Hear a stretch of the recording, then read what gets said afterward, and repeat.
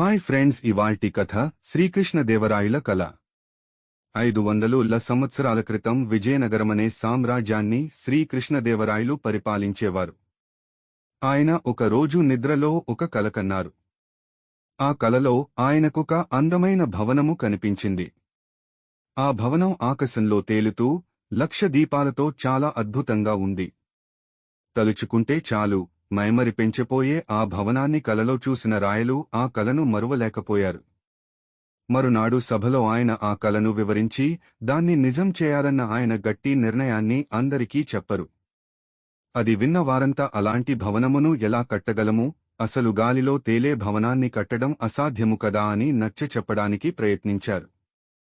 రాయులు కోపగించుకుని, అదంతా నాకు అనవసరం, మీరేం చేస్తారో నాకు తెలీదు కాని నా కల నిజమవ్వాలి.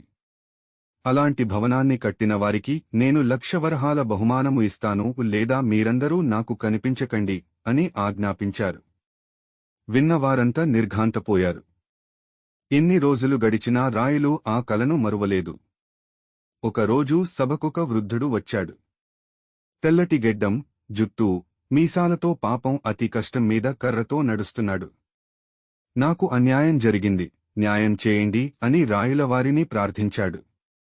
నీకేమన్యాయం జరిగిందో నిర్భయంగా చెప్పు, నేను న్యాయం చేస్తాను అని రాయులు హామీ ఇచ్చారు. నా దగ్గర 100 నాణ్యాలున్నాయి స్వామీ, అవి ఒకరు దొంగలించుకుపోయారు. నాకు వారెవరో తెలుసు, నా నాణ్యాలు అడిగి ఇప్పించండి అని ఆ వృద్ధుడు విన్నపించాడు. శ్రద్ధగా విన్న రాయులు ఈ దొంగతనం ఎవరు చేశారు, ఎక్కడ చేశారు అని ప్రశ్నించారు.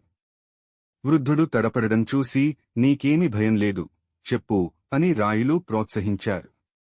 నా 100 నాణ్యాలు దొంగలించింది మీరే స్వామీ అన్నాడు వృద్ధుడు.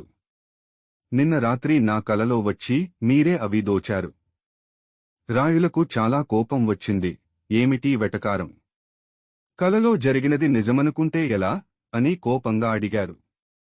ఈ మాట విన్న వృద్ధుడు తన గెడ్డం, మీసం తీసేసి కర్రను పక్కకు పడేసి పగటి వేషాన్ని విప్పేశాడు. చూస్తే అతను తెనాలి రామకృష్ణ. క్షమించండి స్వామీ, మీ కలను నిజం చేయడం ఎంత కష్టమో నిరూపించడానికే ఇలా చేశాను అన్నాడు తెనాలి. రాయులకు చాలా నవ్వొచ్చింది. ఇంత చక్కగా ఆయనకు అర్థమయ్యేలా చెప్పిన తెనాలి రామకృష్ణను ఆయన చాలా అభినందించారు.